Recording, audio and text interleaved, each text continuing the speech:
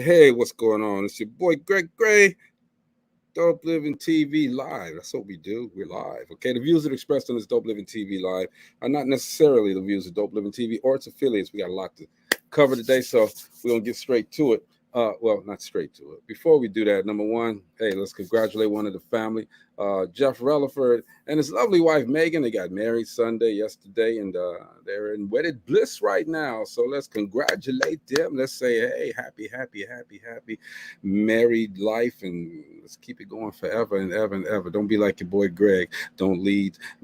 Anyway, all right, let me bring on Gina. What's up, Gina? Hey, good I'm day just, to you. keep your marriage going. Okay, don't be like Greg and let it go. Okay, all right. Congratulations, Mr. and Mrs. Relaford. Absolutely. Let's bring on Marcella right quick. Hey, Hello. Marcy. Hi. Congratulations, Jeff and Megan. Yeah. I thought it would have been me. Ooh. Anyway, and also, man, let's look. Life is so short, man. The brother Anthony Johnson, H.H. Johnson, he's been Yes. in a lot of movies. Been in a lot of movies. Friday, he was in the House movie Party. House Party. He was in. I just got to watching that too. He was in the I got the hookup hookup.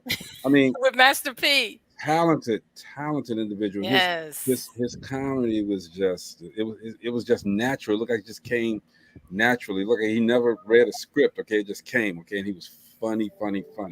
The brother passed away. I don't know exactly which day it was, but this rumor said it was last week. Some said it was today, this morning or yesterday. But regardless, life is short. All right. Condolences to the family. Yes.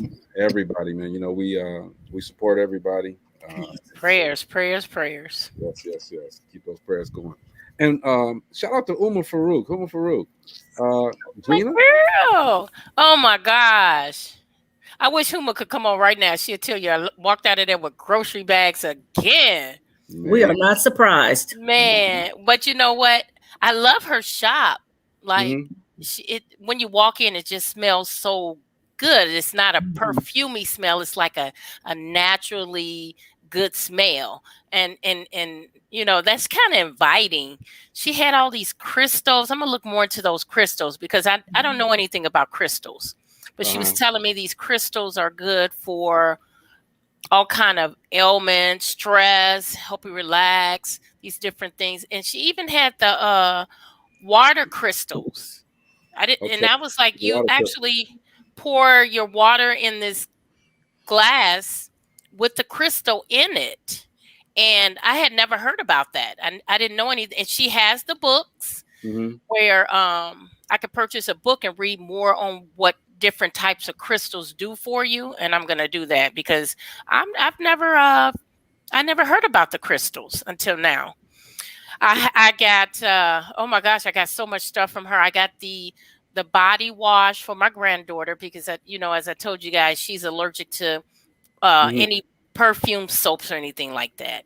I got the sea moss. Sea moss is so good.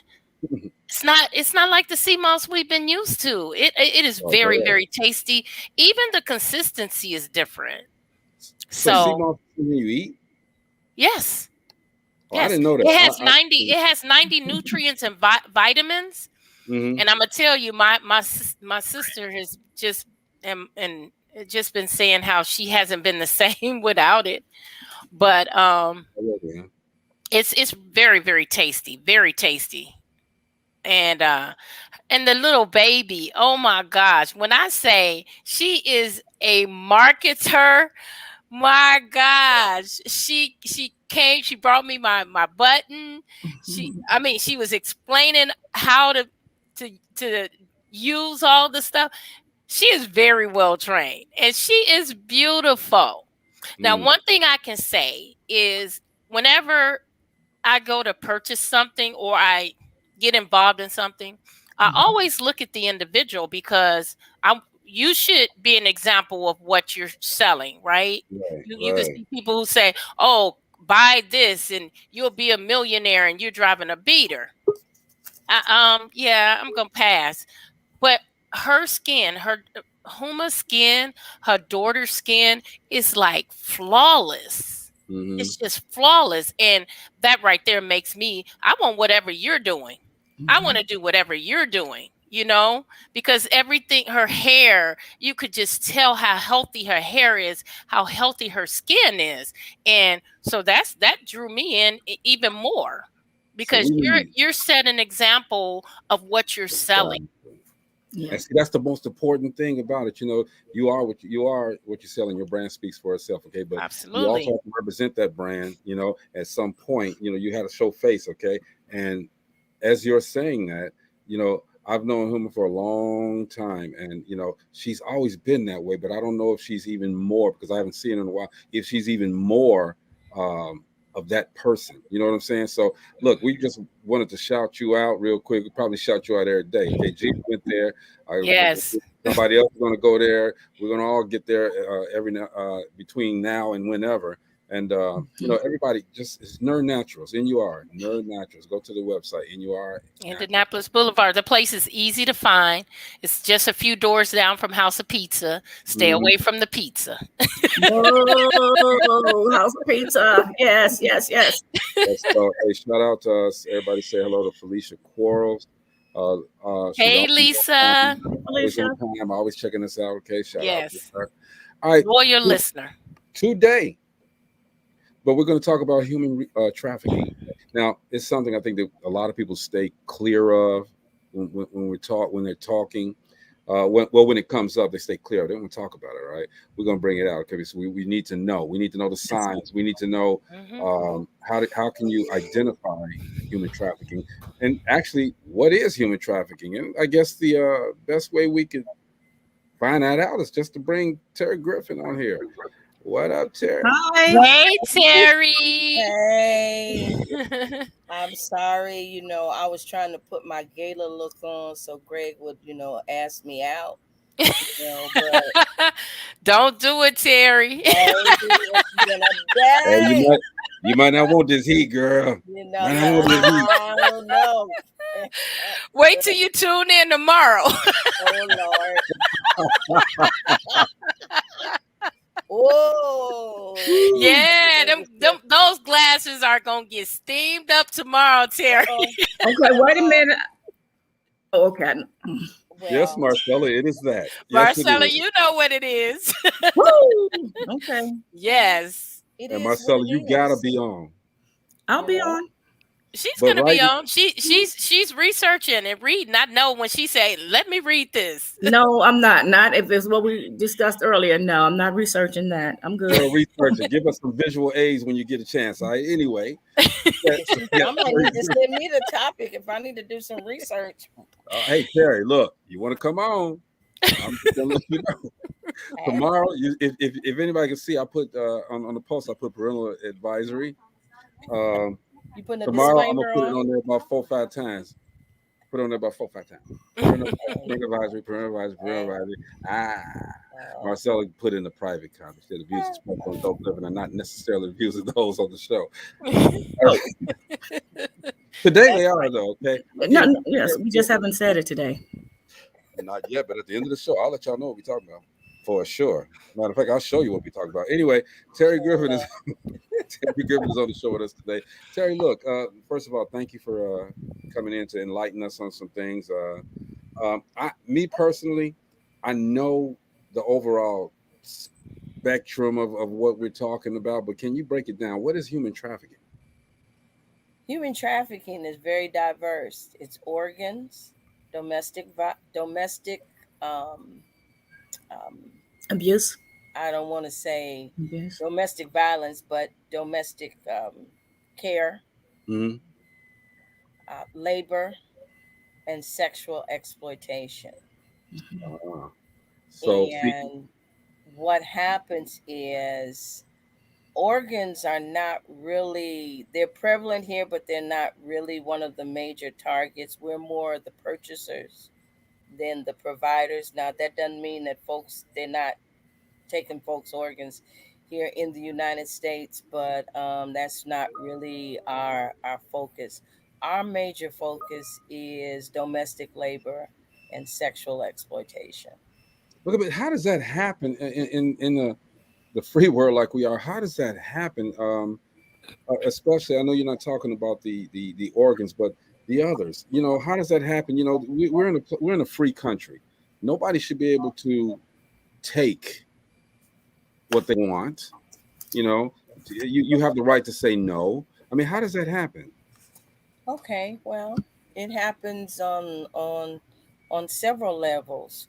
Um, let's just talk about the sexual piece, um, which really labor can turn into sexual. The domestic care industry can turn, everything can lead to the sexual part. Mm-hmm. Let's just put it like that.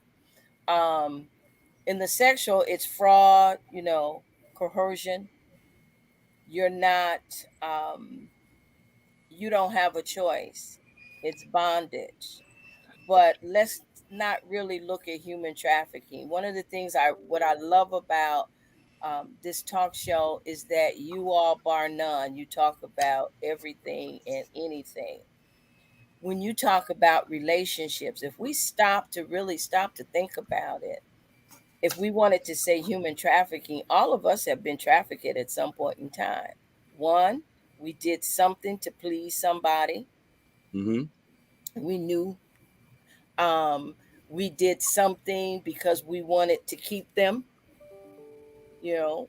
Absolutely. The only difference is we were able to step away from it.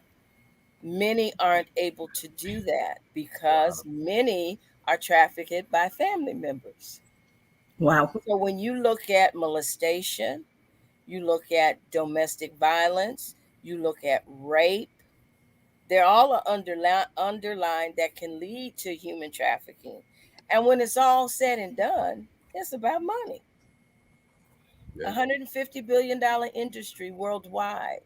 Wow. Not $150, $150 billion, and it's probably more than that. Worldwide.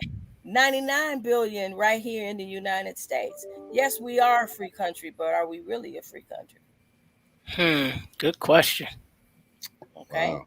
And when you look back, nothing's new. No, I no. mean, we can go biblically and you can find that human trafficking was in the Bible. Everything that we're taking and we're dealing with here in life, you can find it somewhere in the Bible. It's just the people changed and the mindset. The It players. can it can be dissolved. Um, you knew a lot of the affluent people had domestic care people working for them that Mm-hmm. were undocumented. I mean, we could have got rid of immigration.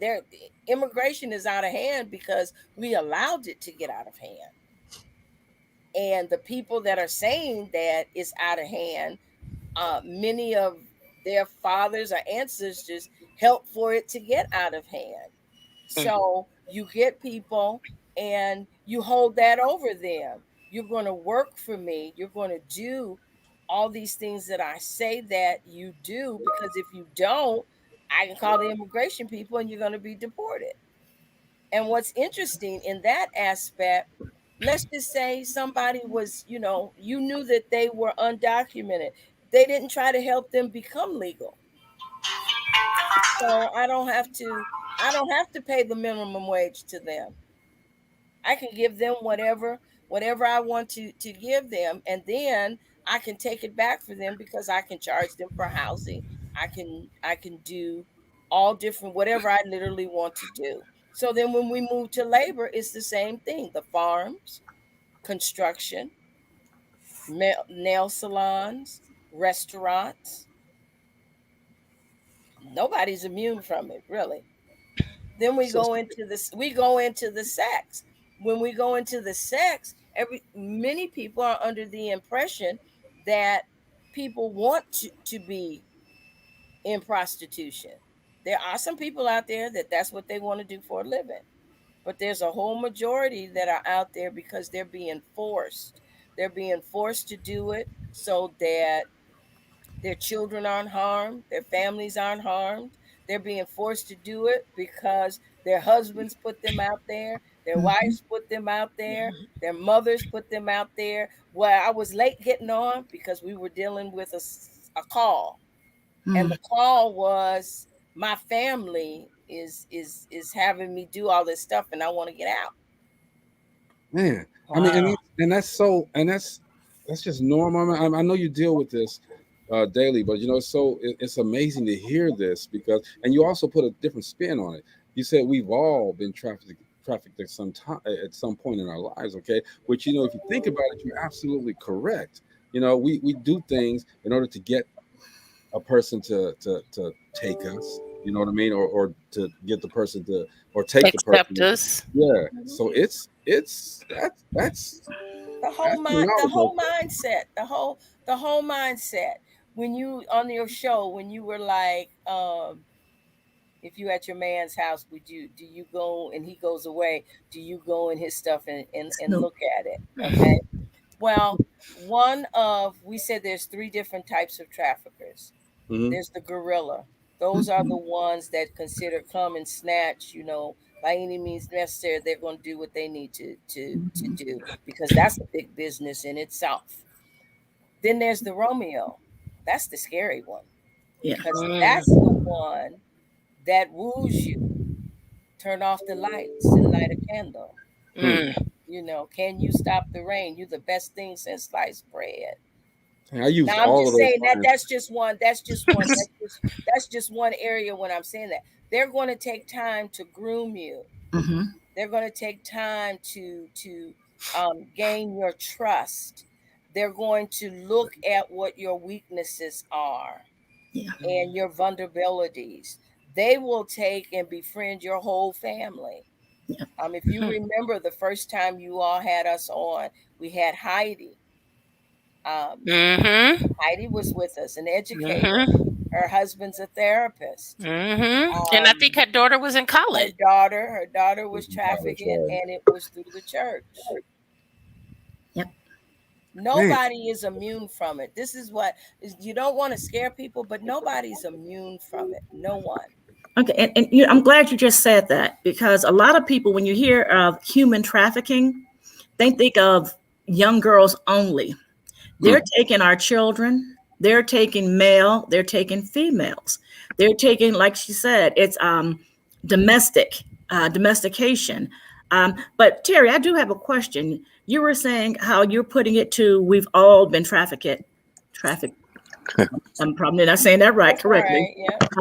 At one point or another. But I thought human trafficking always involved some type of money, exchange of money, and that's pretty much the gist of trafficking. So that's the gist of trafficking. When I was putting it in there, because I did a presentation, and when I said that, the people looked at me like I had lost my mind. Okay, if we're gonna be real, we've done some things and money was involved. We just weren't labeled. And I'm not saying that, you know, the reason why I say it like that is to get you to start the mind shift changing. You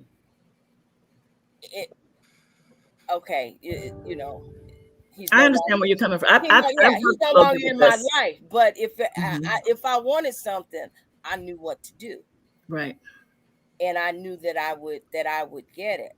The only difference is that I had the choice. I made the choice to do what I was doing. I made the choice not to do what I was doing. Okay.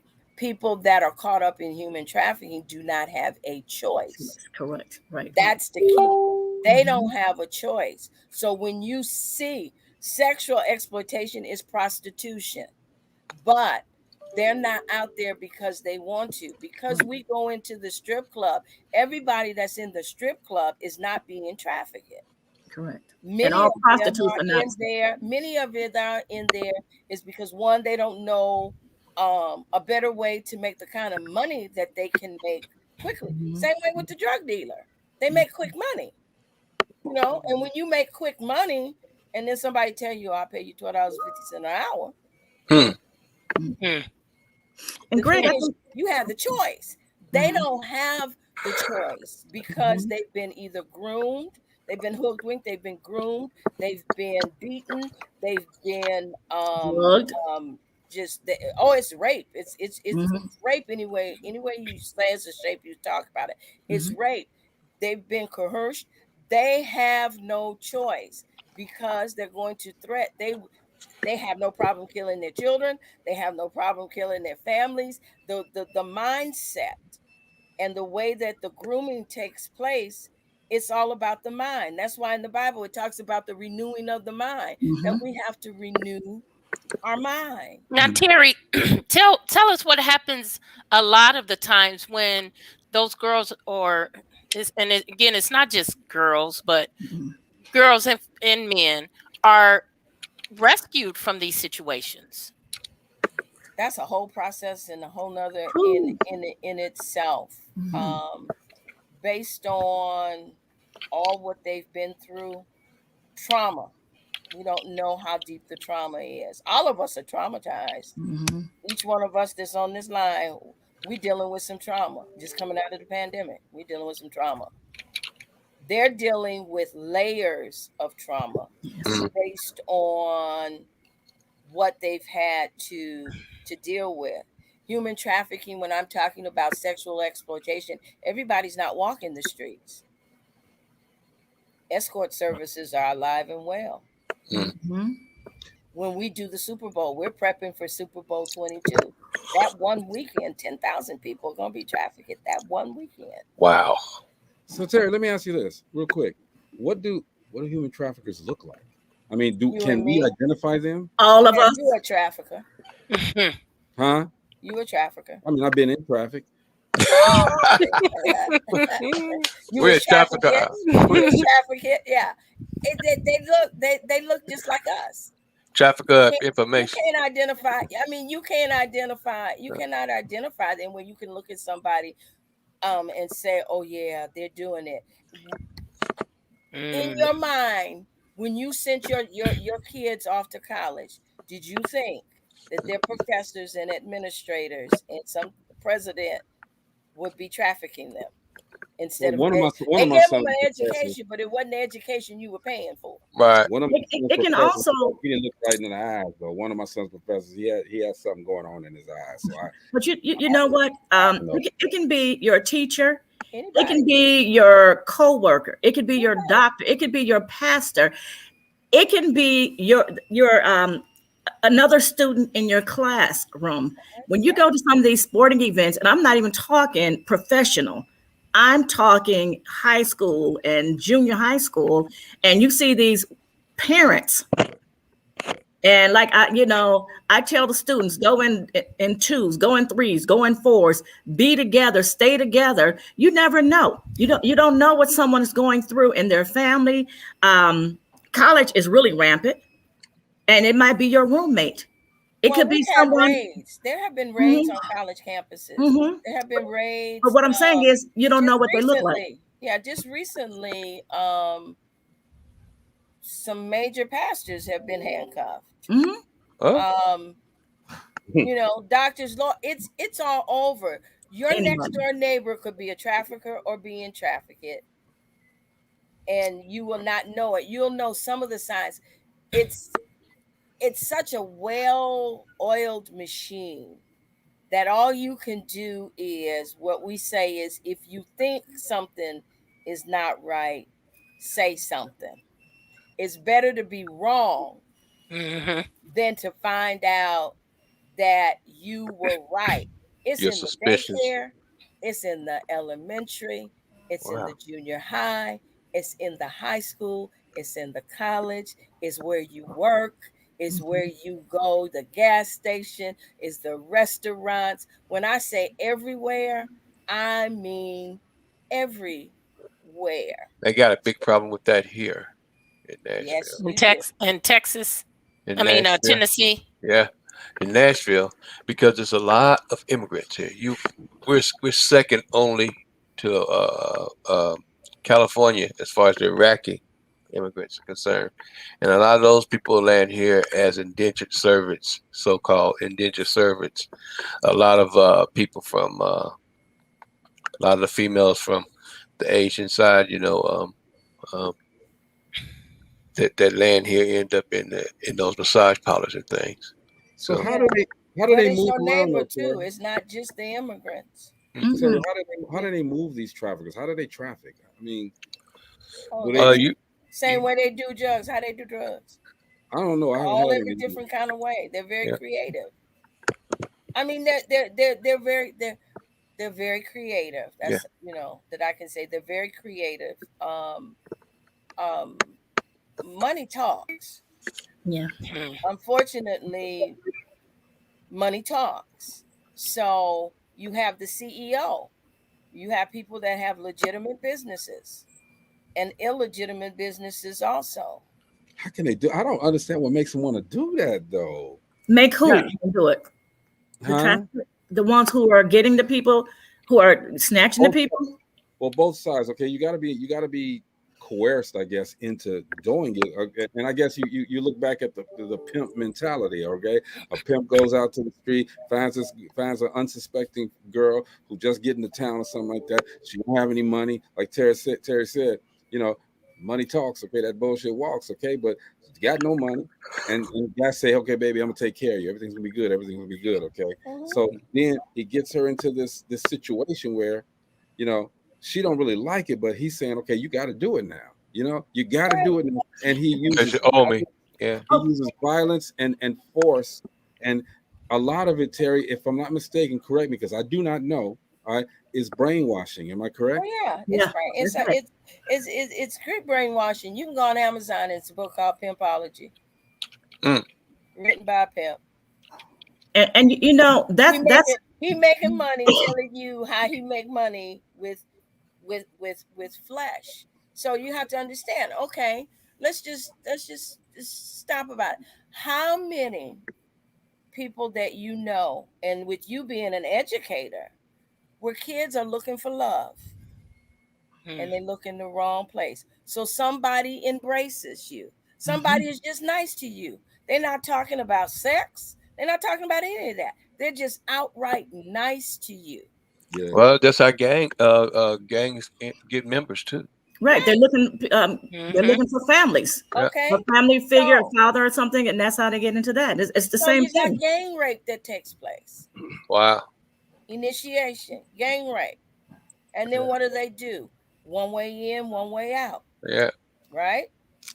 That's correct. So in my mind, okay, you're not going to do what I want you to do. All right, okay. So-and-so live at 55, 55, 55. So if you don't do this, and some of them will go and do something. It's not, we want human trafficking to be very specific. It's not very specific. It's very well organized, but it's not very well specific on what tactics I'm going to use. There was one lady they were watching, Homeland Security and FBI was watching a affluent family. And their housekeeper had been working for them for 13 years. She slept on the laundry room floor. She took care of their children. Wow. And then took care of their children's children. Wow. Before she was rescued. So when you look at things, Super Bowl, okay, we can talk about some previous Super Bowls. There was one that really turned out to be a great success because fortunately the survivor was not touched. So she didn't have to endure rape. But there was an ad. She answered the ad. Her family says, yes, this will be a good opportunity for you. They gave her money to sustain herself. She flew to Florida, got off the plane only to discover that now she had a pimp, and the pimp was telling her that she's going to be the best actress that he had because this is what she was going to do, and this is how much money she was going to bring him. All right. No, she's not making anything, Maurice. So she was able to give him money because she had the money that parents had given her. But then when it got down to the wire where now it's do or die, she had, I'm not sure if she saw a number in the restroom or if she had gotten one of the roses because we were out just doing outreach. She called our number. And one of our teams drove from Miami to Tampa to get her. Well, in the process of them driving, because that's like a 3-hour drive or something, in the process of the drive, she calls back frantic, saying that he says he'll be there in 20 minutes. So they call the hotel. We stay in certain hotels for certain reasons. Called the hotel, was able to get in contact with the general manager, letting them know that this young lady was coming down, what she had on, and that she needed to be hid where nobody would be able to see or find her. They did that. Also, they called law enforcement. So when the John got there, he's frantically looking for her. He gets arrested with multiple warrants out. Yeah. We're able to put her on a plane and send her back to her parents. Now, is she messed up? Yeah, she messed up. She got some mental trauma and stuff, but she wasn't raped. And that was a blessing. She didn't have to endure that. But the majority of the ones that we get, they've been raped over and over. They've been beaten, not only by their Johns. We got some sick people out here. Yeah, you bringing them out too. Okay, you peeling the onion. The onion. Okay, we are talking with Terry Griffin. Everybody, this is Dope Living TV Live. What's going on, Amina Chandler? Hey, everybody, say hello to Tree from Tree Sweet Drinks. Hey, as well. Tree. Hey, Tree. Hey, Tree. Make sure y'all get y'all that drink. All right, get y'all that drink. It's Tree Sweet Drinks. Now we changed the I to an A. So you know something with human trafficking as well. I met a young lady who was able to get out, and like you were saying, sometimes you have these young people, they're running away from home because they're in a bad situation, and she was in Chicago area, and she was at the bus station, and here's this Romeo. Came up like, hey, are you okay? And she's like, well, I'm going here. I just have enough money. I don't know what I'm going to do. And he's like, hey, I'm going to help you. I have people there. And he put her up for like a month or so, fed her, made sure she had everything she needed, and said, you know what? We're going to go now to another state. And we're going to help you get a job, this, that, and the other. And when they got there, it was a female pimp, the gorilla. Yeah. And the females, we're finding out, are worse than a lot of the men. Oh, yeah. As far as how they're dealing with you. And what they do also is they'll get you hooked on drugs. Yeah. So now you have to come to them because you have no money. You're now addicted to the drugs. So you're coming to them for what you need.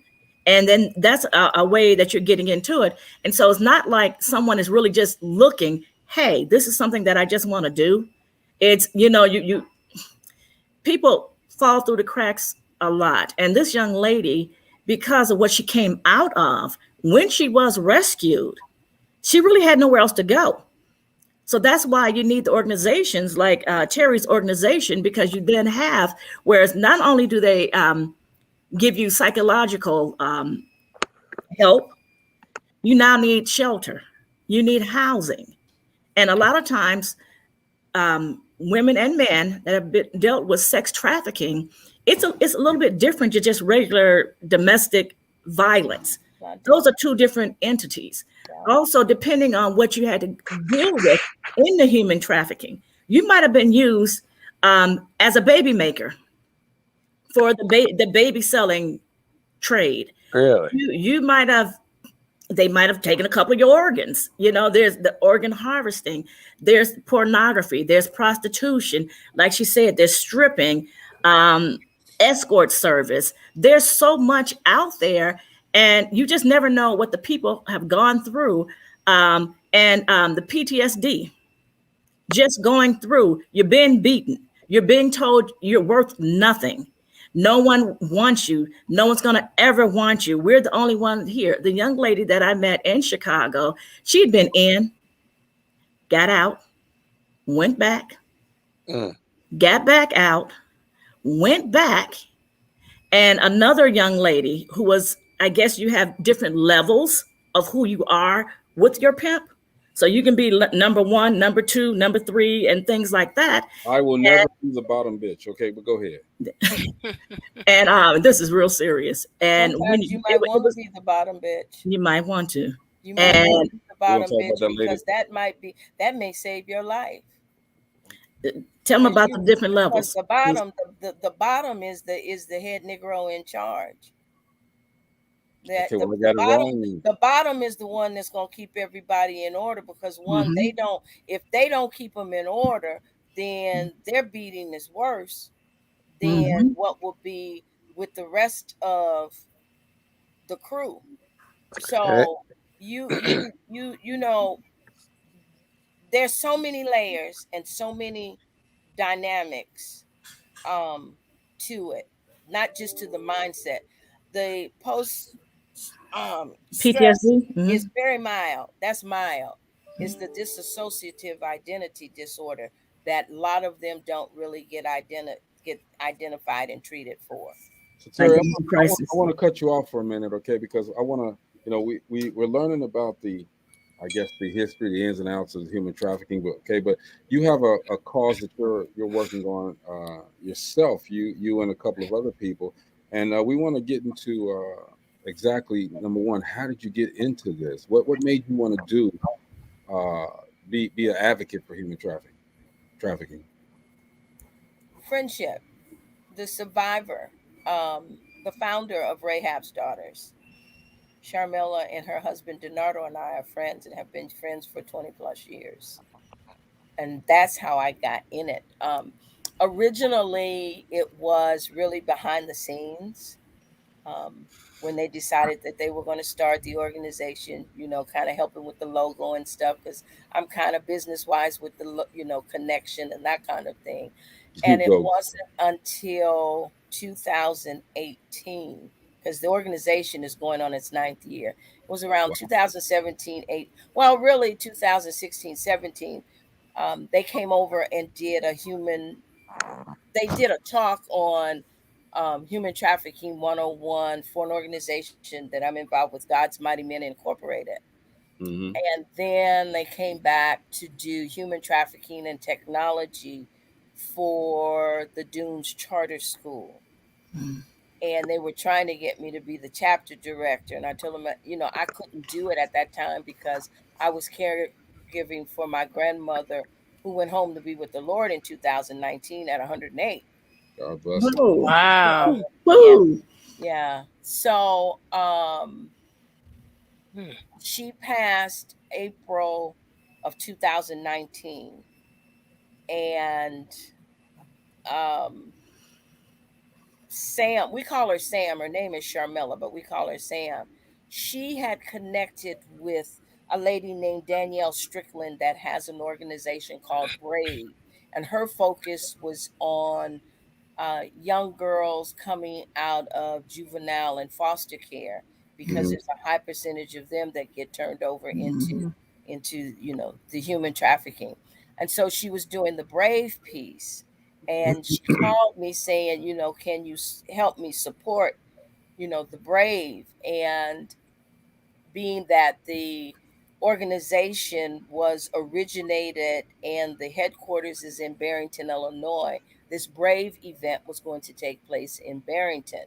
Well, God's Mighty Men every year takes a group of youth and parents down to the Center for Leadership Development conference that they would have, where they had different tracks telling what they needed to do to be able to go to college, starting from 8th grade all the way through 12th. And then they had a parenting track. Well, we had been doing that for the past 3 years. So I talked to the organization and said, instead of us taking a bus load down, can I take a group of girls over to Barrington to this Brave conference for two reasons. Many of those that would have been on the bus with us have never been outside of their community. And also letting them see how the people live, and that the diversity of churches, going to a non-ethnic church where it was going to be housed, and just seeing the different things, just a change of atmosphere. But I was not familiar with Brave. So I'm like, you got to tell me what Brave is, because before I start trying to take young girls, there's enough youth organizations that I can be involved with here in Indiana. And I sit on the board of Feed My Sheep Resource Center, Inc., which we had a mentoring program. I got to justify why I'm bringing these girls over. Yep. So she asked me what to get the information, just sit in on a couple of their conference calls for Brave. Well, I did that one or two times, and at that time, her executive director was overseeing it, and I didn't really have a lot of information. So I was giving it a third time before I was going to call her and say, look, this is a wrap. We're going to just send you a donation and call it a day. And Sam called me frantic saying, I need a huge favor from you. And I said, what? She says, I need you to run the Brave meeting, because I'm in the midst of a meeting with her job and I can't do it. Well, I'm like, yeah, okay. So I got on the meeting, did so, and got a better understanding of what was going on. Well, when I got off the line, unbeknownst to me, the Brave committee called her and said she needs to chair Brave. And so she called me and asked me would I chair Brave. And you know how we do with our girlfriends and stuff. Oh yeah, okay, yeah, I'll do it. And so that's literally really how I got in it. But while I was doing Brave, at the end of Brave, you know how we do with our girlfriends and stuff. She says, you're doing the gala. And so I got the gala in 2019 at the 9th hour. And then that's literally how I got into really doing it and really getting more understanding on what the organization was doing and how deeply involved they were. I knew they went to Super Bowl because, I supported that, but actually getting in to see the nuts and bolts.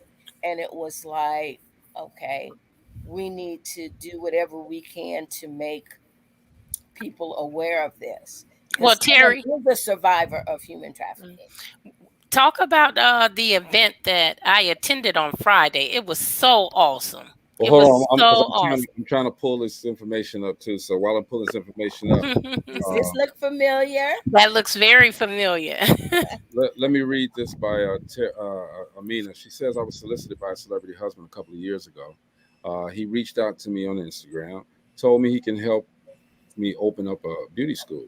Said he was coming to Coming here. here to see, and then later asked to send for me to come to ATL. It was more in the conversations. I started feeling uncomfortable. Later, once he saw I wasn't going for it, he began to belittle me. Told me I was ugly, my brand needed a younger face. Said I was old and more derogatory things. I blocked him. I don't see the rest of it, but I mean, if you got the rest of it, holla at us, okay? Wow, that's crazy though. I'm trying to pull up glad you didn't bite the bullet. I mean, it's smart. I got a chance to actually face to face meet her over the weekend as well. Just happened to run into her. My son and I like to go and buy shoes. So yeah, we was buying some shoes. Ran into Amina. Didn't know, but hey, Gina, finish that story though. But go ahead, Gina. While you saying that, I'll try to pull it up as he talks. Well, the thing is, the thing is on that. I'm glad she didn't bite the bullet. We have to be careful. The internet is what's getting us. Internet phones, social media. But I was showing you Gina's artwork. Gina had no artwork. Yes, Gina came to. There was a glass painting party that was hosted by Benita White Arnold and Valerie Davis, who are volunteers for Rahab's Daughters, and they are co-chairing the Indiana chapter shoe drive. And we were together the Friday before, and I was saying I had 36 more glasses that I needed painted, and I was asking them how many could they take to paint, because these wine glasses are being painted that will be put in a bag with a bottle of wine for the wine pool for the gala that's taking place on October the 2nd at the Marriott in Schaumburg, Illinois. Mm. So they said, well, just have a painting party. And Gina came and her face, I'm like, she looks familiar. Yeah, we just said hi and we were talking and she was just painting. She did like 4 or 5 glasses. 5. Yep. So all the glasses got painted, which will go into the bag for the wine pool.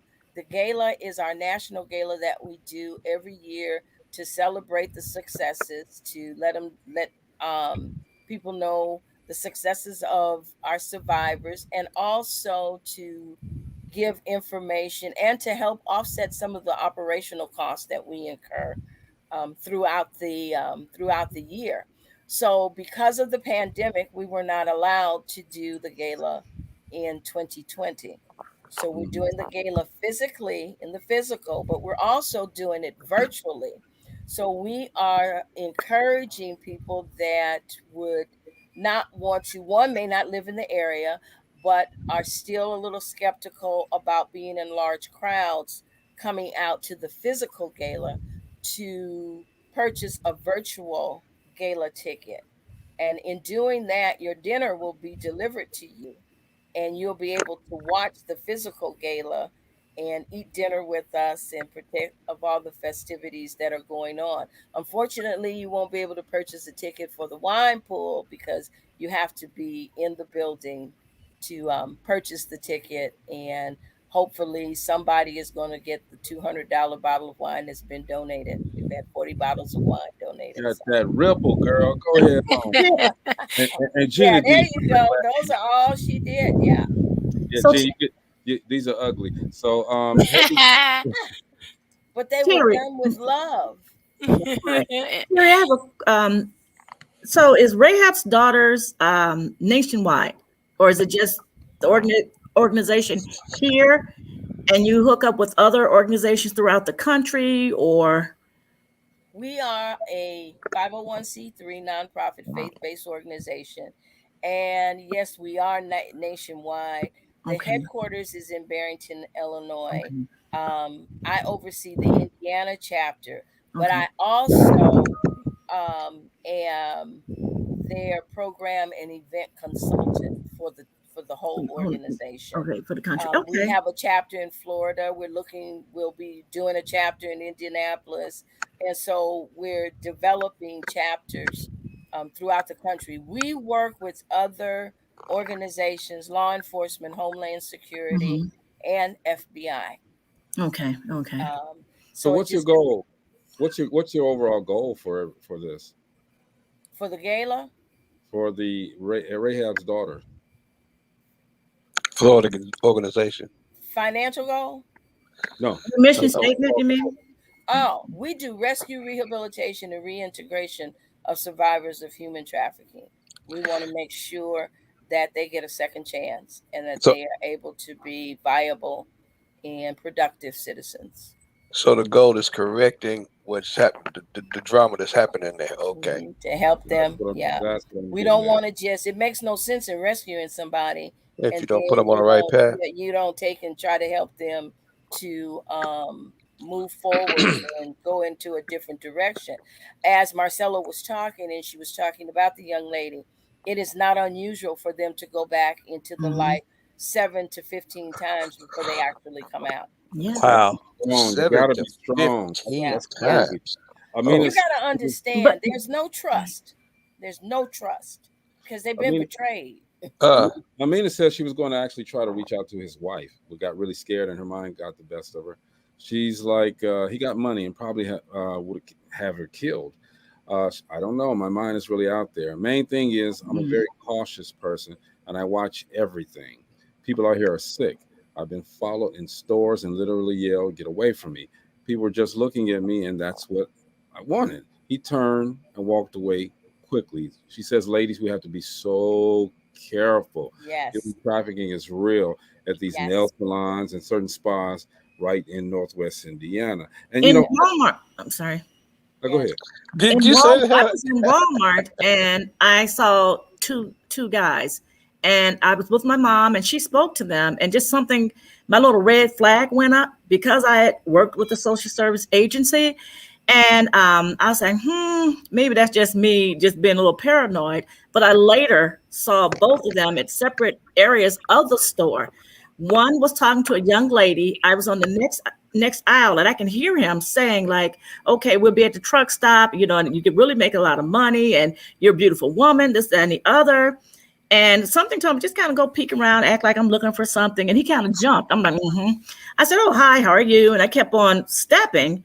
And and I was kind of leaving out. And that's when I saw the next guy with a young man pretty much saying the same thing. And because of my background, I went to the security guard. I said, "Look, I've worked with a social service agency. I've been task force meetings every month.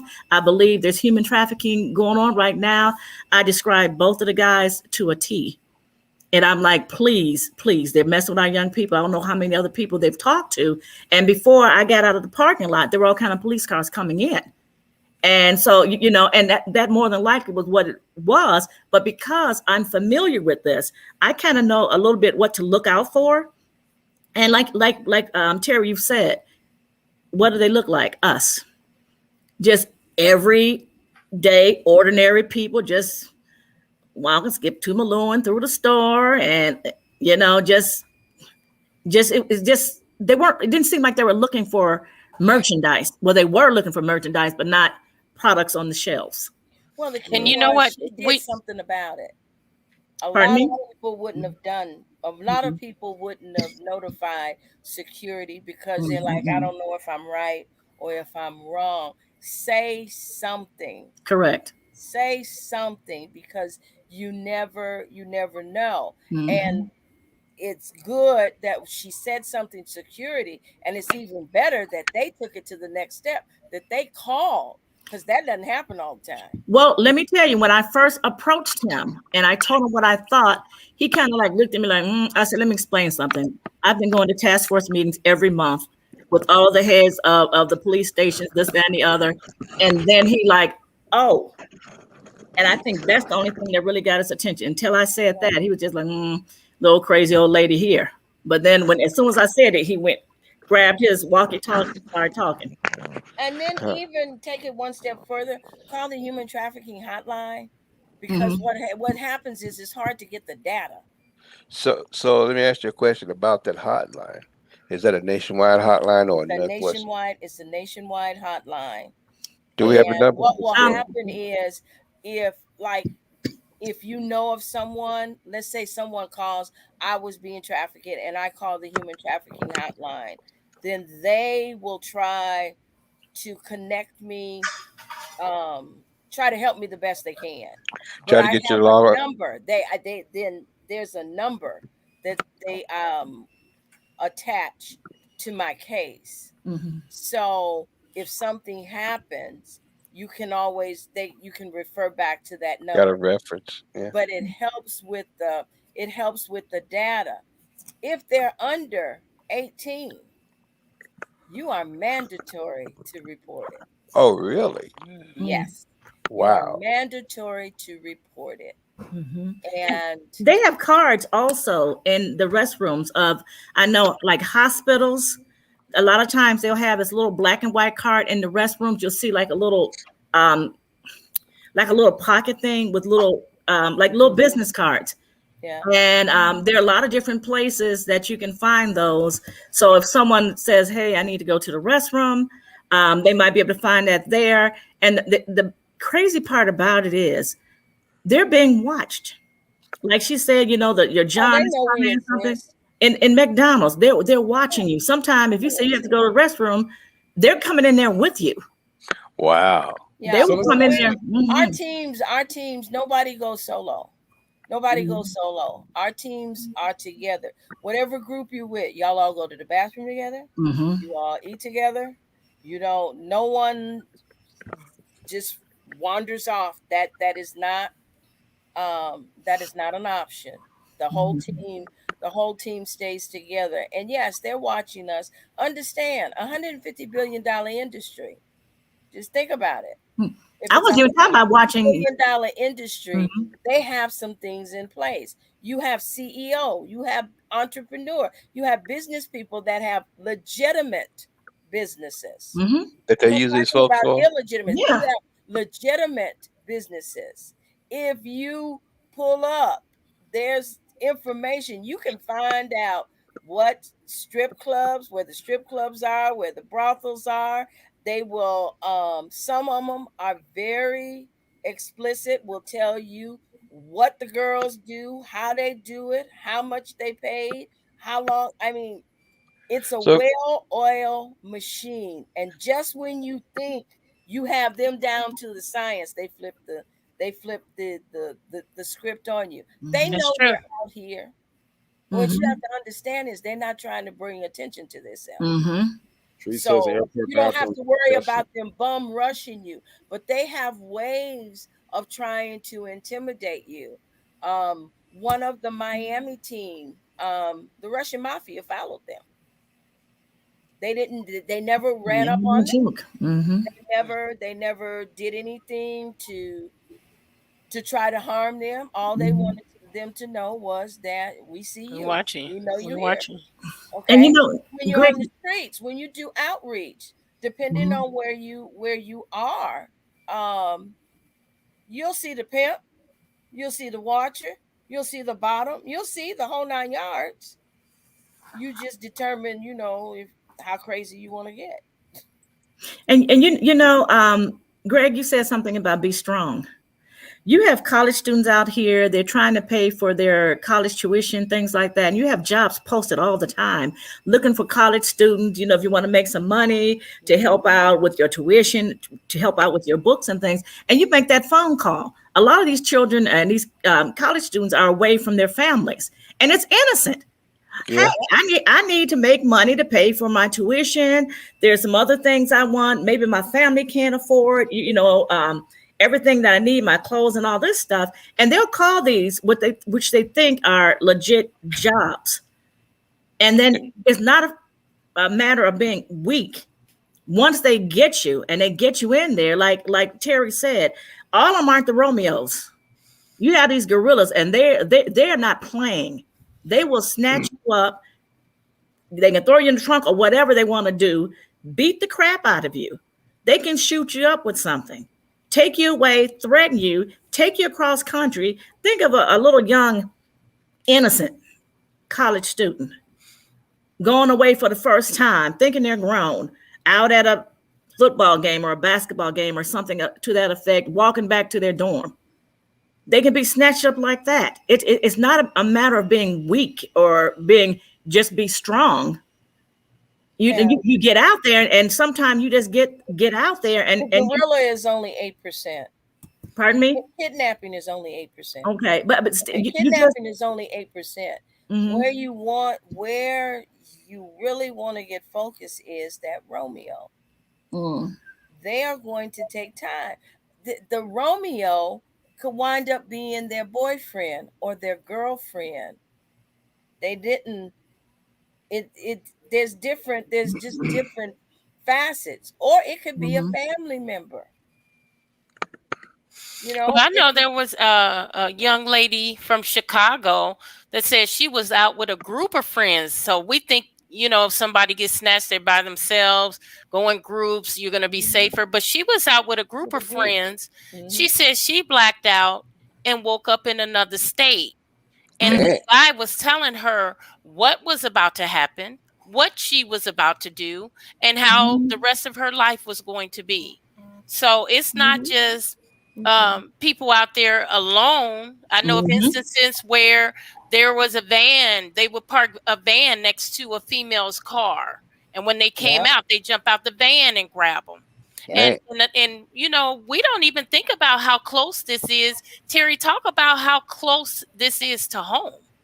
Oh, it's right here in our backyard. It's doubled in Northwest Indiana. Your neighbor may be a trafficker. Your neighbor can be trafficked. The whole family could be trafficked. The whole family could be the trafficker and be the recruiter. They look like us. You can't look and say, oh, so and so. Yeah, they. And I think it was like 26 in the schools. They're not sending grown folks in the schools. Kids are recruiting kids. Right. Wow. When I was with this task force, I remember the Dyer chief of police told us that previous weekend they rescued 215 women in Dyer, Indiana. And we were like, wow, just 215. And the issue back then, I'm sure it's much better now. Terry can probably talk more about that. But back then, it was like, okay, we have 215 women. Where are we going to put all of these women? Because you have a lot of domestic violence shelters. But at that time, they didn't really have shelters and places to put women that are coming out of human trafficking situations. They still don't. Wow. They still don't. The state has 5 beds. They got this deal in Tennessee that says "in slavery, Tennessee." Yeah. Human trafficking exists here, and you can stop it. And they got this big website that I was looking at here. Yeah. You have they're saying modern day slavery in every city, every county, and every zip code. Yeah, no one is immune from it. Right. Doesn't matter if you're poor. Let me put it like this. If they came, let's just say the guerrillas came and grabbed all of us up as we're sitting here on this talk show, they have a place for each and every one of us. Whoa. Yeah. And I want to ingrain that in your head. Nobody is immune from it. Nobody. Absolutely nobody. The youngest one we rescued was 7 weeks old. Good Lord, really? That's a baby. You have sick puppies out there. They're sick. The oldest is 67. You can work somewhere. You can work at a sweatshop. You can. There's still some people like that, older people. They don't have to work at a sweatshop. The bottom line is a cheerleading ring was broken up. You know how they go to cheerleading competitions? They go home. They go to this team. They had these girls, and the girls went home. They did their homework. They were honor roll students. Wow. They were acting up, but no way would your parents think that, you're being trafficked. You're just a normal teenager trying to find yourself. And I'm praying that I don't kill you so that you can find yourself. And how it was detected was that one contracted STD and the other one was pregnant. Wow. They had a code, Parents had checked out the team and stuff. They drop them off at the bus or whatever they were. Yeah. So get probably out of saw this a whole mindset. bus. Yeah, it can be at your door. It can ring your doorbell tonight. Had a whole bus load. So Terry, do you consider what they're trying to charge R. Kelly with as sex trafficking? And that was going to be one of my questions. I saw it was. I don't know about that. Because when I think sex trafficking, I think a little bit differently from what they're saying he's doing. But can you talk a little bit about it? I don't have the whole story. That's number one. That's the problem with the whole R. Kelly thing. I will say this, okay, because I kind of had some interaction. I lived in Indianapolis for 20 years. And in that 20 years, I did run a shelter. And the shelter would allow people that needed to do community service through the courts to come. A young lady did come, intelligent young lady. And, as young kids, the mother and you would just talk and stuff. And she was letting me know one of the times that she was supposed to come, she wanted to know if she could do her hours different because she was going to Chicago. Well, we had developed a relationship to understand why she was going to Chicago. Okay. So I spoke with the mother and asked the mother, was she going with her? And she said no, that, they were helping her with her career and that all is well. All right. So I say this, I can't say that it was sex trafficking, that he was putting them out there on the street, that kind of thing. I can't say that because, one, I don't have all the information. I will say this, we as a society knew that there was some underage relationships going on, and we turned a deaf ear and a blind eye to it Wow. until he done made somebody, I don't know what caused it to happen the way that it happened. um but then I go on the flip side, we knew that there was some issues with him and nobody ever addressed his issues as well. So all I can say is the Lord gonna work it out, but everybody needs to take some ownership in that piece, Okay, and because I for gotta a say parent this to too. tell me that it's okay for her underage daughter to go to Chicago without being supervised, that was a little. Okay, Michael Jackson gotta say, thing, I gotta think say about this too. I gotta say this. Okay, the views expressed on this Dope Living TV Live are not necessarily views of Dope Living TV or its affiliates, and also everything that's been said about R. Kelly is alleged. There has been no Right. resolution in that entire case as of yet. Right. It's only been accusations, so it's been Mhm. alleged. So we here are not saying that he's guilty of anything. We're just saying our our opinions. opinions. Okay. Right. Also, Amina says she's an R. Kelly fan. Over the weekend, she was reading of things he was accused of, living girlfriends. They have to knock on the wall when they leave their room to use the bathroom. They cannot leave without permission. When they go to the store, they were not allowed to be serviced by a male associate if they were out shopping. So those things she mentioned, he was accused of. Forget the fact that it's R. Kelly. Those behaviors, is that sex trafficking or slavery? Although it was ignored, are those signs? Those would be signs. Yeah. Those But would be those would be signs of coercion and bondage. But again, we have a tendency to say guilty and you prove yourself innocent instead of innocent and Prove proven yourself guilty. guilty. Yeah. On that. And there, like I said, there's probably so many dynamics and layers. And then how much in the media has been embellished and not, we don't Puffed up. know. All we can say, all I'm gonna say, I'm gonna say this.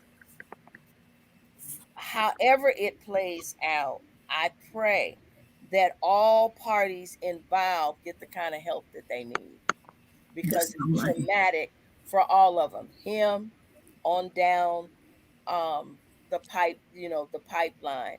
And I pray that justice, that true, authentic justice, will take Okay. place, not him being railroaded because he pissed somebody off, or the Wrong district dynamics that, attorney or yeah, whatever. that Mhm. take place, that he gets a fair and authentic Trial. trial and do justice authentically, and that all involved, when you have to stop and you have to look at that whole piece, all of a sudden now you want to make this documentary, and you're going to tell all these things. You tell the horrible things, but you don't tell the flip side. There's All two right. sides to there's two sides Mhm. to Mhm. every story. Absolutely. That's Okay. right. Right. And so um But you mentioned something that's very important earlier, Terry, about accountability and parents. I mean, you listen to some of these parents when they talk about R. Kelly and they letting their girls go with R. Kelly. You know, they ain't. I mean, that's kind of sketchy itself. well, look at Uh, the hype. Look at the hype. Look at how we look at celebrities. well, Mm-hmm. How well, we yeah, look. Yeah, look at how we look at celebrities, and then I don't know the relationship. You know, I'm not saying she was a bad parent. I'm not saying she didn't check it out. I just know from my perspective, me, okay, all right, my daughter ain't going to Uncle Willie's house by herself. So, all right. And then you have to look at young children, teenagers as well. They don't always tell the truth. All right. They don't pull. I'm going to Gina's house, and I'm really at Greg's house. Okay, so it's not. So it's not necessarily. Greg, I told you about them girls, man. So, you did. So I got a question. Amina just asked you. She was asking, was that sex trafficking or slavery? Now, isn't sex trafficking a form of slavery because it's still bondage? It's still you're being forced to do something. Do something against your will. So is it one and the same? It wasn't until 2000 and 2000 it was given a name, human trafficking, first of all. Okay. And then when you start looking at the numbers and stuff that were collected, they said modern day slavery, because what we are seeing is that more people are caught up in human trafficking than when our ancestors were in slavery. So that's why they put that little twist of modern day slavery on there. And that has caused some controversy. Everything's got to be controversial. The bottom line is, if you're forced, it's fraud or coercion. It's human trafficking. It's human trafficking. Terry, tell us. If they're under 18. But what if you're over 18? But they don't have to prove it. It's trafficking. Right. Okay. And that's what I'm saying. It's not just 18 and under, and it's not just sex, because you have the farm labor. No, you got the farm. Yeah. You got all that. All of it is going to cause is force. Okay. Yes. You're not, that domestic worker is not going in there on them willingly and letting them pay her $5. Right. Well, that if they pay her anything. That worker that goes into the restaurant and washes those dishes for $2 an hour is not going in there willingly doing that. There's something that they have, and there's something that they're has a string attached, a grip on them. How they're getting our kids. Everybody that I'm on my computer right now, so you can see me. When I get off of my computer, I'm putting my slider on, because they have a way of hacking in when your computer and your phone is off. So they watch you walk around butt naked. Yeah. Or they see something, Our kids are, we don't give kids enough credit. Okay. So boyfriend slides in the window. You at home, you just don't know boyfriend in there. But they didn't hack. They didn't hack, so they got that over her. Or over him. Yeah, they can hack laptop cameras. You'd be surprised being on public Wi-Fi. I mean, if you don't have any protection on your computer, I cover my camera. I'm just saying, public Wi-Fi is. I mean, you're trying to save 20 cents while you're in the public by being on the Wi-Fi instead of using your phone internet, which is way more secure. You open yourself for your information to be spread out on phone. That's right. That's tricky down there. Yep. Yeah. So Terry, tell us again the name of your organization. It's called Rahab's Daughters. All right. They're doing some great things. I mean. Yeah, and the shoe drive, for those of you that are here, please. We need gently worn or new shoes. We want to collect 2,500. It's not only going to help us to raise some money. Send them over, Greg. Yeah, Greg, send us some of your shoes. But it's also your shoes will go all around the world to impoverished and third world countries to help individuals and families start shoe businesses, which then will help lessen the opportunity of them or somebody in their family entering into being trafficked. Because wow. Can you elaborate on that? A couple years old. About about the shoes and how you just made I know the story of that. Why when you said for a shoe business, because they sometimes sell their family members or give their family members up. But if they have the shoes, they can sell the shoes to bring money in there when they're impoverished, correct? Right. Okay. Right. So it's a twofold. And the paint party that Gina attended, to be able to paint a glass, you had to bring some shoes. And they were able to collect 150 pairs of shoes last Friday. Wow. And it was a small crowd. It was not a lot of people there. It was a very small crowd, but there were a lot of shoes collected that night. Yeah. And where can they take these shoes?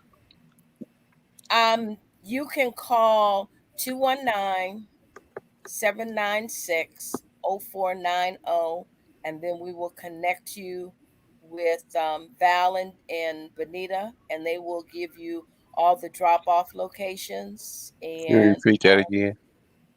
It's 219-796-0490. Now, Mr. Maurice, you in Tennessee. You know, you can send us a donation. We'd love to come down there and see you, but well, they are coming down to see me in November. I'm gonna traffic them.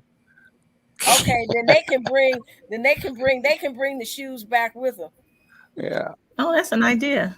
That's a good idea. And they've gotten very creative. They have several people that are going to have shoe parties. Do you have a network? Do you have a network here? Do I have a network there? No, but we wanting to start one. We'd be more than happy to talk to you about helping us. You can go. The website. You done stuck your foot in that, bro. You see my eyes, right? He like, oh no. Oh wait, hold up for a minute. Oh no. The website is www.rahabs. That's RAHABS. The word daughters, all one. .org. Boy, you're making me work tonight. You know that. You can go directly to the website. But we do have a piece that you can get involved with. It's called He Mad, and it's for the men. They take a pledge that they will not look at porn, purchase porn, go to the strip club. Wow. Greg, there's an S. That is a commitment. Greg, there's an S at the end of daughters. Sign up. Sign them up. You all would commit one of your shows. Sign them up, Terry. Sign them up. I heard you, pledge on the show. No, I'm not taking the pledge. Take that pledge, Maurice and Greg. Huh? What? Huh? A card that you put in your wallet. So if you get tempted, you can pull the card out and see I made this pledge. No, I'm not. No, it's not .com. It's .org. Look now, y'all making me work. Get it right. Get it right. I appreciate you. Wow, that's a whole different show right there. That one, with the men. What? Well, a survey was taken, and they found out that the majority of the men that go to the strip club, they're not going for sex. They're going for companionship, somebody to talk to. Not me. Well, you had the females going to the strip club too. I don't go to the strip club. I don't go to strip club. I'm sorry, I don't go to strip clubs. Yeah, you got it all now. But remember, nobody's immune. Yeah. Immune to what? Nobody's immune to human trafficking. Nobody's immune to the strip club. Because we go in the strip club. Hey, let me ask you something. You would not be able to go in if you were part of the team. We don't let the men go in. How do you stop them though? How Tell them not to go. Yeah, you're not. Yeah, I mean, you already know from Jump Street that you're not going into a strip club. Well, you put them on the honor code. And so if you take and you agree to that, then we hold you to it. And then if you decide that you're going to go in the strip club, we just leave you. And Greg, that's something you gotta kind of look at, because if you're working like with Rahab's Daughters or something, one of these organizations, not you, you just made the comment. That's why I'm saying your name. But if these women are being harassed and being forced to do things, and there's a lot of the men that are over them, they're not going to trust you anyway. So that's like, here's another man coming towards me, and this is how I got into this predicament in the first place. So that's kind of, just, and it's something like with domestic violence, we're not going to, for a female, we're not going to send a male in there to counsel that woman. So that's what I believe what you're talking about, correct, Terry? Well, in human trafficking, it's a twofold with that. You have some survivors that don't want to talk to a male. You have some survivors that don't want to talk to a woman. They only want to talk to a male. So it's a twofold. It's really, we need more advocates. We need, where we can train. We have trainings where we come in and train you to be an advocate, to be a first responder. We also have a training, what is called the End Zone, where we come in and give you information, and you have a certificate saying that your house is a traffic-free zone, that your business is a traffic-free zone, that your community is a traffic-free zone. And the goal in that is that if we can get everybody on one accord to say that their area, community is a traffic-free zone, then we are encouraging the city council or the powers that be to put an ordinance in place that's saying this community is a traffic-free zone. We do have one already in Bartlett, Illinois. The council put an ordinance in that the village of Bartlett is a traffic-free zone, and these are the things that will happen to you if we find out that is going on. Terry, so hold on. Let me ask you this, because I'm kind of confused on something. What does the strip club and all of that stuff got to do with the human trafficking? What does what? The strip club. You all mentioned there's some people that are being trafficked through the strip club. Yeah. So when men go in there and promote it, and they may not know it. I'm sure they don't know it. A lot of them don't know that they're promoting sex trafficking. Well, I know when I was about 20. There's some in there. Everybody in the let me clarify. Everybody in the strip club is not being trafficked. Okay, but there are some that are waitresses, as well as those that are swinging around the poles, that are doing the lap dances, swinging around that are doing the things in the back rooms. Okay, yeah. There you go. He said swinging around the pole like he's surprised. I'm shocked he's surprised. So you want to go,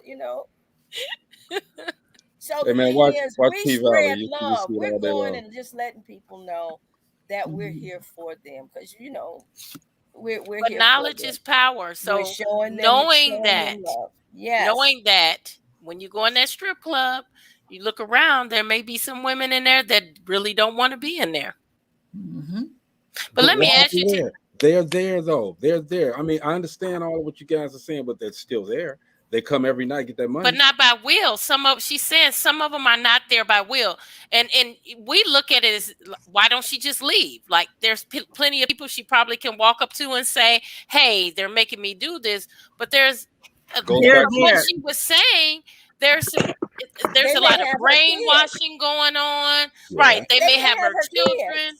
They have their people, and they also have a lot of times the people sitting right in there, right there. They're watching. They're watching. Okay, but my first outreach was Cicero. It was a hot weekend. When I say hot, the police was out. They weren't doing much, but the police were out. Okay. We're just spreading love. That's all we want to do, is spread love and encourage people. Let them know that they're valuable. So Amina has a question. Well, the watchers were out. The bottoms were out. One area that we were at, I saw a group of young girls, and I mean young girls, and it was no way we could get to them because they had them very well protected. All right. There's nothing that they can do. And then the bottom line is, How is 11 or a 12-year-old process about getting out when you have home molestation going on? People that have been raped by their family members, by their dads, by their mothers, by their brothers, their sisters. So to put that kind of saying, I know it's a lot to wrap around your head, but to say that is, if I don't feel that I have anywhere to go and nobody loves me, I'm not valuable, and nobody cares about me, I'm not going to leave, because this is all I know. This is the comfort I know. A survivor wasn't one that we were involved with. She wasn't even being human trafficked in the beginning. She wrote in her journal that she felt that her man made her feel like a prostitute. Wow. Got hold of her journal, read it. He came home. He tied her to a bed and let her get raped over and over and over again. Said, since you feel like that, let me treat you like that. Yep. And this happened for a while. Then he cut her breast off. What the hell? She went to the hospital. She healed and stuff. Guess what? She went back to it. Golly. Okay, so how you process, they don't process like that. So she had an out though. After she went to the hospital, that was her out right there. But she went back. But she went back. Okay, she went back. She went back. She remember, 7 to 15 times they'll go back. Okay, and you don't know what will trigger to make them go back. Understand, there's no trust. Now, no trust. So I could say, I'm going to get you XYZ, and then I don't do it. And they're like, oh, well, I do better going back to so-and-so. I do better to go on and take that whooping.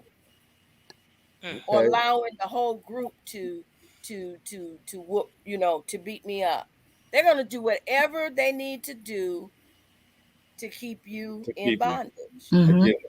Amina says, do you do domestic violence training? We don't do outright domestic violence training, but we have connections with the domestic violence industry. If you're here in Indiana, ICASA is a great place that does the domestic violence as well as the human trafficking, and to get you on there. We're more human trafficking focused. But where's Mina? Domestic and rape all a little different. Yeah. Where's Amina located? Because I have a place in Crown Point, Indiana, that I can hook her up, that we that has domestic violence training and education. So if she's in the Northwest Indiana area, I can I have a number I can hook her up with. All righty, Amina, if you're out there, I mean, I know you're out there. There's an event that's coming up for domestic violence on the 6th of October, I think. The 6th of October. We can get you connected with definitely with domestic violence. That's all over the place. It's just the human trafficking. Yeah. Human trafficking, we need safe houses. We need houses, transition houses. We need volunteers in every area, not just Rahab's daughters, just, cross-border. Of course, we would love for you to be a part of Indiana. There you go, Marcy. Can you do that for Amina?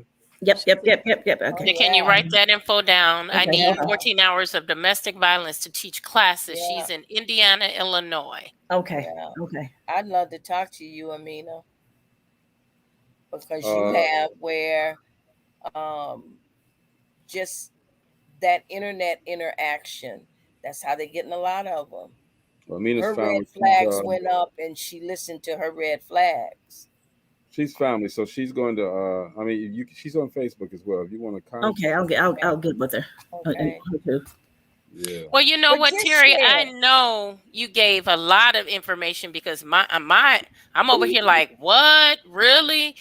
A lot of information I wasn't aware of, but just bringing awareness makes a huge difference. I have a granddaughter, and I think about these young ladies that's out here. Could be my granddaughter, and I'm very, very cautious with her. I walk her to the other side of the car when we go to the mall, because you think that they're not that bold. You're with your children and they won't jump out and snatch them. They will, right in front of you. I'm on one side of the car, she's on the other side of the car. What can I do? So I walk her to the passenger side, make sure she gets in, and then I get in, just to make sure, something, it can happen in a blink of an eye. And we Mm-hmm. don't We really have think a Well, about piece it until called it hits close to home. Home. Yeah, we have a piece through the Brave called "Fight Like a Girl, Fight for a Girl." We talk about human trafficking. We talk about domestic violence. We talk about rape, and then we give them some tools, some defense movements. And we always say that men suit up to get beat up, because we have men that come to get beat up because they actually put them in actual scenarios and they have to fight their way out. So it's not, we're going to show you that you do this kind of defense, and then you just hit. No, you're gonna need some Epsom salt when you come out of this. Even the women, we do. You're gonna need some Epsom salt and some Bengay when you come yeah, out. You're gonna fight your way out. The thing is becoming aware and engaging in conversation, engaging in the conversation, um, and not being quick to making your kids and even you hugging everybody and letting them go to every Joe Blow's house. Hmm. We're living in a society where people don't check out the Mm-hmm. parents. right. You know, yeah, Hmm. I'm going to my friend's house. Okay. I remember back when we was little, even though we was guys. I mean, we said we were going somewhere. They got to find out who know them. You got to Who meet do them. that? They had to meet my mother, Uh Yeah. because And my just mother didn't look, know 'em. huh. Mm-mm. Heidi, they knew the family. They just didn't realize they showed no signs of being recruiters. They Wow. allowed their daughter to go to a barbecue at their house, not knowing that it was where men were there Recruit. recruiting. Wow. And we live here in Northwest Indiana. We're in the top 5% of recruitment. Get out of here. We're the Mm. crossroad. We Mm. have more residential trafficking going on and Uh, hotel. well, you got the crossroads of the world there, like you just said. You got all the major freeways going right through Mm-hmm. Northwest Indiana. All of the Mm-hmm. major freeways, north, Yeah. south, east, and west. Yeah. So Hmm. So we just have to be, the thing is, we do, like I said, we do presentations, we do training, we'll do whatever we can, not only to talk about human trafficking, but just violence in itself, and to show how it all connects. let me ask you this question: do they actually try to go to truck stops and stuff where this stuff might be going on? You know what I mean? Oh, we go to the truck stops. And Uh-huh. or are they scared to mess with the industry because of the importance of the industry? Mm-mm. They're in the truck stops. They're everywhere. Matter of fact, the Trucking Association, they have an association that truckers against human trafficking. Wow. But yeah, and it depends on the demographics that you're in. You can look at what your hot spots are, what days are hot, Oh and yeah. You you'll could see you them going in and out. well you go right down the middle of Nashville, believe it or not, and you see all that going on. Yeah. You know, Yeah, right down like but it right was there. a You know, client. James Robinson Parkway. Boom. That's the police James department. Robinson Parkway. That's right there. That's where the police department is at. Okay, you can literally see that truck stop where from the police department, and it Wow. is loaded up. It's loaded up. You know what's going on over there. Hmm. Well, the bottom line is it's an industry that nobody's immune from it. And many of the people that are buyers are in all levels of various industries and government. Mm. So Hmm. it's not like, I mean, you know, um, if anybody really had their little black book or had a little black book and wanted to tell all we might be shocked. And just look at what happened. What was it, Weinstein, and then Mhm. then it was just Yeah. a roll that happened.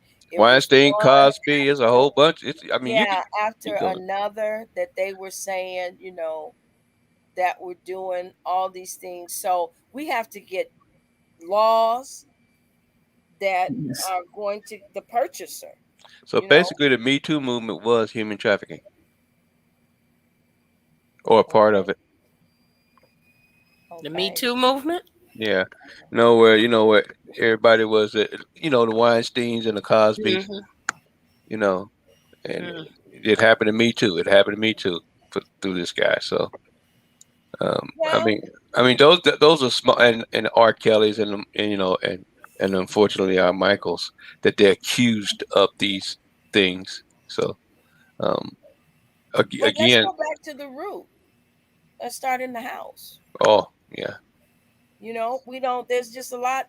We have a lot of work to do, and but it can be stopped if there's no demand. Then yeah. then it Education is won't definitely the happen. key. Education is the key. Talking to your kids and being aware. Not only just the women, you all being aware too. They'll snatch you. There's going to be a problem. Yes, there is, baby. Look at me in my eyes. When I take these glasses off, there's going to be a problem. I used to sell firearms, and guess what? Yeah, I carry yeah, them too. yeah. It's being aware. It's being aware. And like I said, I appreciate you sharing. We will do whatever we can to help get the word out. We are blessed. In our 9 years, we had 100 plus that have gotten their GEDs, their associates, their Mhm. bachelors, two working on their masters. We have many that some have become business owners. Some, are taking care of their families. There is hope.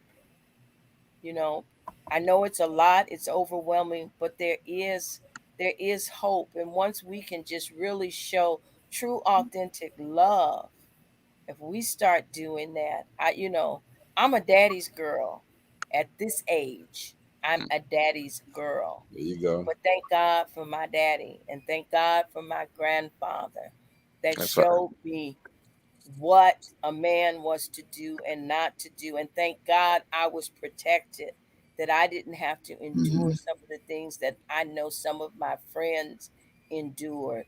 For Mm. those that are going home every night and being molested, and for Mm. those that are going home and being beaten, Mm, when somebody constantly is telling you you're nothing, and at some point you start believing it, you I know. can't. I can't even imagine saying that to any one of my princesses, and I It call them happens. princesses. Yeah.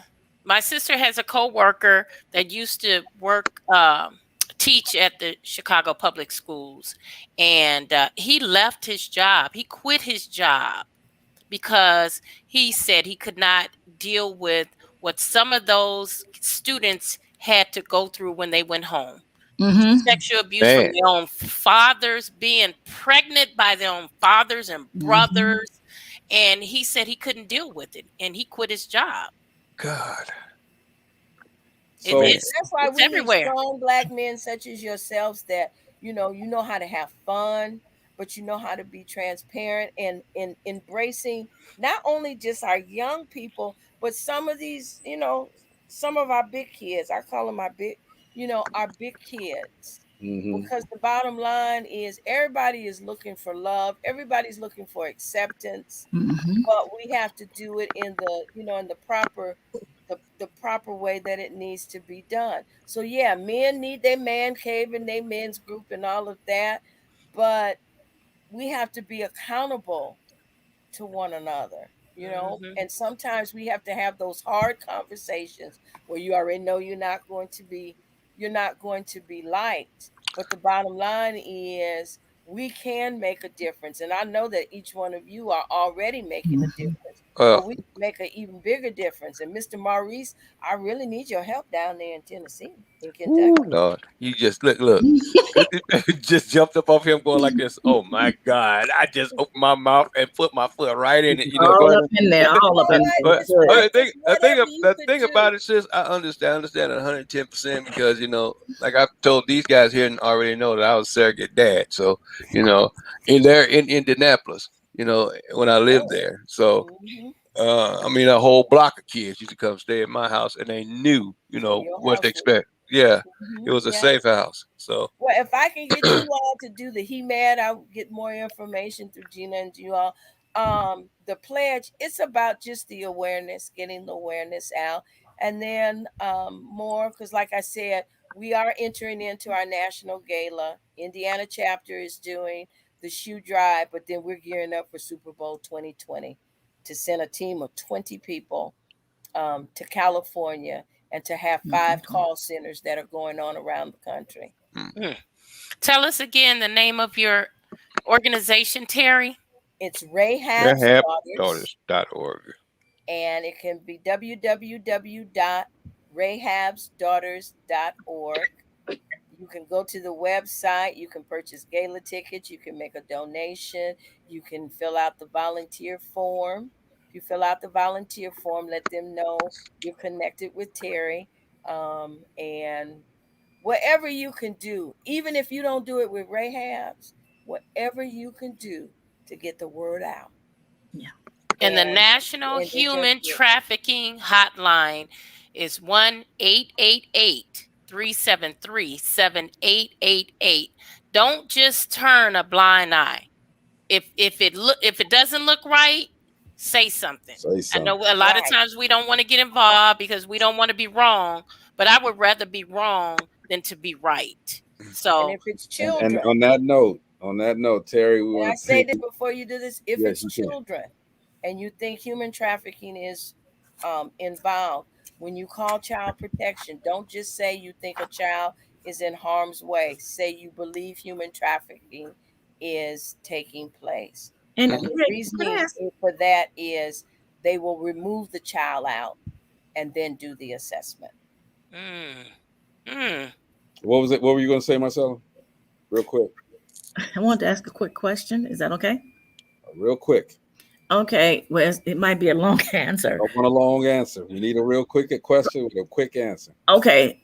Terry, my question. You made the comment that in Indiana, we only have 5 beds for human trafficking. What can someone do to help with for shelters for human trafficking? Quick answer. Call me at email me at terry@rahabsdaughters.org and we can engage in the conversation. Okay, thank you. Awesome. I ain't mean that quick, but okay. Well, no, when you say I know how to be bang. I just want to know, you coming to take me to the gala? Girl, what you think? All right now. I know. I just said I already committed to buying a ticket, so I know I'm gonna get a ticket to support.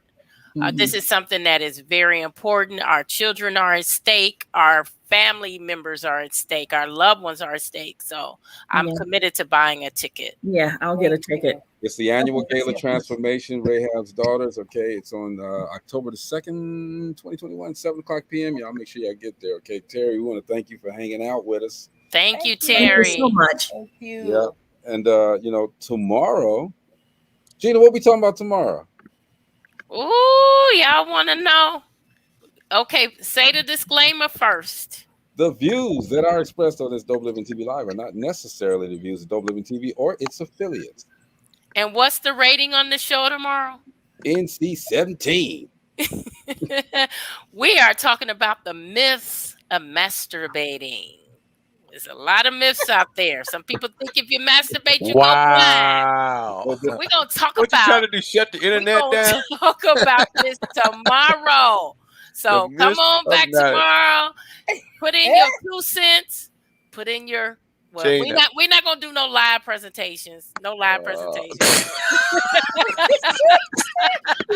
But it's going to be steamy up in here. I'm gonna have visual. Bring your wipers. I'm gonna have visual aids. Matter of fact, I'm a practice later so that we can make sure. Oh, don't put that in my head, please. But tune in tomorrow, 7 p.m.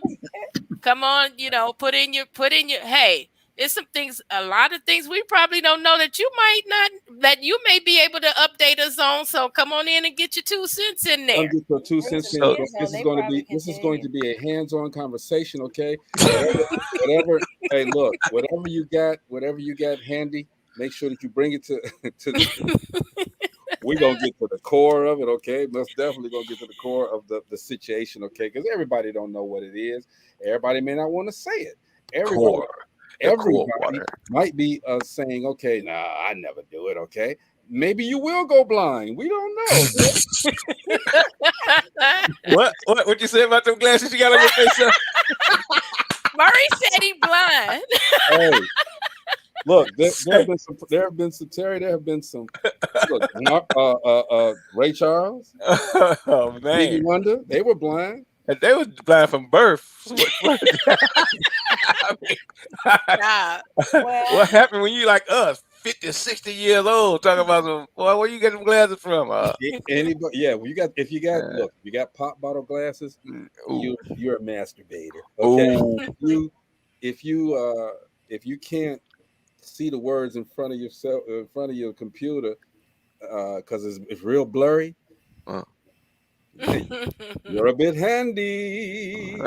Well, on another note, what's that? Remember, Distinguished Authors Guild Literary Award Show, November 11th is coming up. Get your ticket. Get your ticket. Terry, we are honoring African American authors. We are honoring them for their hard work, the blood, sweat, and tears that they put in. Oh my gosh, Lisa, you go blind, deaf, and dumb. Dang. But you know what? You come on the show. Come to Distinguished Authors Guild. Let us know what's up. Yep. Get your ticket. Get your ticket, and don't forget. Not smiling. Marcy's not smiling over there. Would you let me put my plug in here? Put your plug in. Don't forget the tickets. The proceeds from the tickets that you purchase go towards the scholarships for freshmen, college students, literary, journalism. We're trying to help our future writers get out here. And you know what? They need to finish school. So we're trying to help them do that. So remember, even if you can't attend, buy a ticket, give it to someone else, or just buy a ticket to support our youth. Distinguished Authors Guild Literary Award Show. Absolutely. You can purchase your ticket on Eventbrite. Distinguished Authors Guild Literary Award Show. That's what we so back to you, Greg. No, ain't back to me. Okay, we're gonna go off. We're gonna get off. We get ready to get off. Don't use that term. Just being regular tonight. He'd be a real regular. Hey, let me ask Terry one more quick question. Hey, Terry, you in Indianapolis, right? No. I'm in Northwest Indiana. Oh, okay. I was there 20. I still have connections in Indianapolis. Okay, because I think my people may be doing something down there already for. What they doing? Very funny. When you were there, how long ago was it before you? How long has it been since you? I actually left in 2000. Tree, what you know about that? You blind? I was there in 2000. Well, my people used to have a spot on 38th Street, Mary Seafood. Yeah. That's my people. Oh yeah. Yeah. Light of the World Christian Church. Yeah, now that's what it is now. Yeah. Okay, y'all through? I'll just ask. No, I'm just saying y'all through. Make a T connection. There you go. There you go. Hey, we're gonna be in Nashville in November, checking out my mains. Tree said definitely. Okay, going blind, deaf, and dumb. You making sweet tea drinks. Okay, it's the drinks that's helping them out. It's the drinks. Yeah. She said Mary's is a nice place. Felicia Coral said. Definitely. Yeah. Everybody, this is Dope Living TV Live. Thank you again, Terry Griffin, for hanging out with us. Okay. We'll be back tomorrow. Okay, everybody, you all come prepared. Terry, you gonna You hang out have with your us? hand sanitizer. I'm I glad got- it's virtual, Terry. I got pour water because it is perfectly balanced pH purified water. And Terry, if you throw this in the garbage, if you throw it away, this bottle is 100% recyclable. Okay, it will come back as an extra hand for the show tomorrow. All right, so definitely All right. With Kung Fu grip. Kung Fu grip. That's it. If you ain't got the Kung Fu grip, you The hand look like this right here. you ever see these people, Terry? You know, they got one big ass wrist, okay? And then the other one, the watch barely fits on it, okay? Just spin around like this. Just spin around, you know, okay? I'm gonna call your name out at 6 a.m. during the prayer call. Girl, call my name. Look, Oh, you call my name out every time y'all get to look. Everybody, Marcy. Oh my gosh. Yeah, everybody, y'all come on tomorrow. You're gonna have fun. There's gonna be a lot of people that are not gonna let me put my post on their page, and I'm fine with that. Okay, that's fine. You all are entitled to your own opinions. That's what we do here at Dope Living TV Live. Again, Terry, you know, we got off the subject, got a little. It's all Gina's fault, but That's all right. All in fun. we appreciate you. This is a very serious situation. Yes. Human trafficking, sex trafficking. Yes. Man, you know, we gotta watch ourselves, all right? Not just the men, women, but the men as well. And everybody here had great conversation. Okay, appreciate everyone, the guest that texted in, that wrote in, and the guest on the panel. I mean, the panel and the guest. I'm just all frustrated because tomorrow's gonna be different. But anyway, this is Dope Living TV Live. We'll see you guys tomorrow. I gotta go to another thing, so I'm not doing anything afterwards. Just so you guys know. All right. And anyone who would like to volunteer or help or be a part of Rahab's Daughter, just reach out to Terry at www.rahabsdaughters.com. I'm sorry, .org. .org. I'm sorry. I got cussed out for it. Come on. Rahabsdaughters.org. They need volunteers. They need people who can get out there and turn this thing around. There's that number, okay, 219-796-0490. If you're not watching this and you're not in the Northwest Indiana area, you can still dial that number, 219-796-0490. And again, just go ahead and get to the site so you can know everything about rahabsdaughters.org. Get involved, volunteer, send the gym shoes, send donations, okay? They appreciate it all right? This is Dope Living TV Live. We will be back tomorrow, 7:00 p.m. All right. Bye, y'all. We'll talk Good night. to you. Have a great evening. Peace. Good night. Night. Thank Bye-bye. you, Terry. Good night.